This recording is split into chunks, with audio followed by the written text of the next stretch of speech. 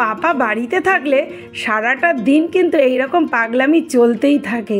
মা ছেলে দুজনেরই কিন্তু চলে, যদিও পাপা বকাঝকাও খায়, তারপরেও আমরা কিন্তু হাসি মজা করে সারাটা দিন কাটিয়ে দিই।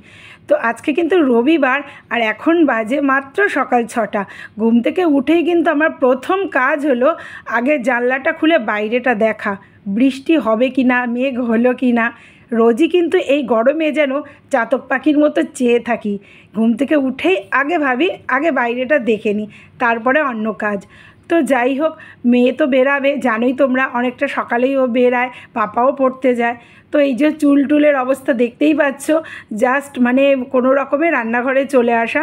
আর ও কালকে বলে রেখেছিল যে ধোকলা টিফিন নিয়ে যাবে, তো রাতে বানিয়ে রেখেছিলাম, সকালে জাস্ট একটু ফ্রাই করে দিলাম। আর পাপাও এদিকে রেডি হয়ে বসে আছে, এই যে ভাই বোন দুজনে বেরিয়ে গেল। তারপরে টুকটাক কাজগুলো সেরে নিলাম, নিয়ে এবার কিন্তু চলে এলাম রান্নাঘরে।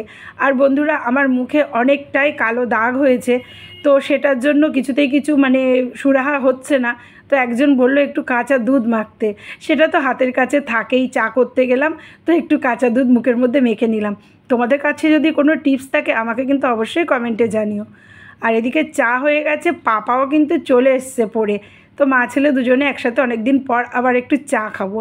আর দেখো এদিকে পাপার পাগলামিটা দেখো, এরকমই করে, আবার হাসিও পায়। যদিও বড় হচ্ছে, আমি বলি তুই তো বড় হচ্ছিস বাবা, এরকম করছিস।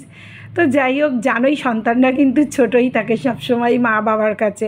তো এই যে আনন্দ করে দুজনে একটু চা খেয়ে নিচ্ছি, নিয়ে তারপর আগে কিন্তু আমার মোটামুটি কাজ হয়ে গেছে। আর এই যে পাপা বলল আজকে কচুরি খাবে, তো কী করলো, নিজে গিয়েই কচুরিটা কিনে নিয়ে চলে এলো। তো চলো কচুরি খাওয়া যাক, ছেলেটা বলল যখন একটা দিন, তো সেটাই খাক। আর আজকে কিন্তু রবিবার, তো একটা কথা তোমাদের সাথে শেয়ার করি, আজকে কিন্তু ফাদার্স ডে।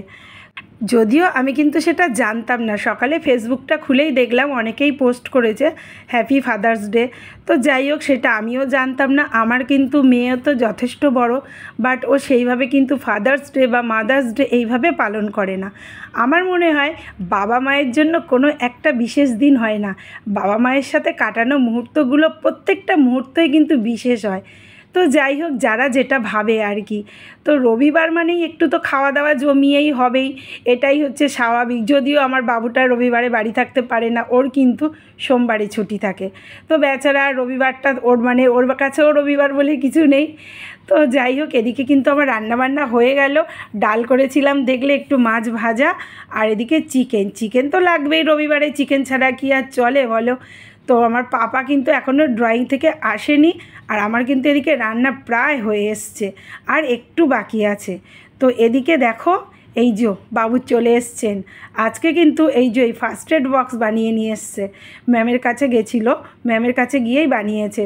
তো যাই হোক, কেমন হয়েছে তোমরা কিন্তু অবশ্যই কমেন্টে জানিও। আর এদিকে কিন্তু আমার রান্না একদম কমপ্লিট হয়ে গেছে, আর আমাদের মা ছেলের কিন্তু স্নান করাও হয়ে গেছে। তো পাপা বলল ঘরে বসে খাবে, ও একটু টিভি দেখতে দেখতে খাবে, ওর ইচ্ছা হলো, তো ওকে তার জন্য ঘরেই দিয়ে দিলাম। তো আমি ভাবলাম ও ঘরে খাক, আমি টেবিলে খেয়ে নিই। খাওয়া দাওয়া করে আজকে কিন্তু একটু ঘুমাবো, কেননা এত সকালে উঠি তো দুপুরবেলায় না ভীষণভাবে ঘুম পেয়ে যায়। কত সকালে উঠি বলে, 6টার সময়। তো ঘুম থেকে উঠে এই যে আবার জাম নিয়ে বসে পড়েছি, অনেকগুলো কিন্তু জাম নিয়ে এসছে। আর জামটা না কি বলবো বন্ধুরা তোমাদের, এত মিষ্টি, আর খেতেও কিন্তু দারুণ টেস্টি। জাম হয় না একটা কষ ভাব হয়, কিন্তু এই জামটা দেখলাম খুব সুন্দর মিষ্টি। তবে আমার পাপা কিন্তু একদমই খায় না। আর এদিকে দেখো সন্ধেবেলা সন্ধে টন্ধে দেওয়াও হয়ে গেছে, বাবু কিন্তু বাড়ি চলে এসছে। আর এই সানগ্লাসটা আমার বাবু আমার জন্য কিনে এনেছে।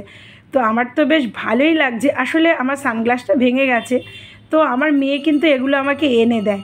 তো ভেঙে গেছে বলে ও আবার এটা আজকে কিনে নিয়ে চলে এসছে। আর একজনকে দেখো, আর একজনের তো মুখ ভার। পাপা কিন্তু ভীষণ রাগ করে যখন আমার জন্য কিছু কিনে আনে, ওর জন্য যদি কিছু না আনে তখনও ভীষণ রাগ করে। তো বাবু বলল যে ঠিক আছে রাগ করিস না, তোর জন্য ভালো কিছু খাবার একটা অর্ডার দিচ্ছি বল। এই যে আমাদের মা মেয়েতে দেখছো, ভিডিও নিচ্ছিলাম বলে ও ফোনটা সরিয়ে দিচ্ছিল। তো এই যে ভাইয়ের যেহেতু মন খারাপ, সেহেতু দিদিভাই কী করলো, পিৎজা অর্ডার দিয়ে দিল। তো ভাইও খুব খুশি, আজকে রাতে কিন্তু আর কেউ কিছু খাবে না, এগুলো খেয়েই থেকে যাব। আর ওর বাবাই এখনও বাড়ি আসেনি, তো তার জন্য আমরা তিনজনে খেতে বসে পড়েছি। তো বন্ধুরা, ভিডিওটা কেমন লাগলো অবশ্যই কমেন্টে জানিও। টাটা।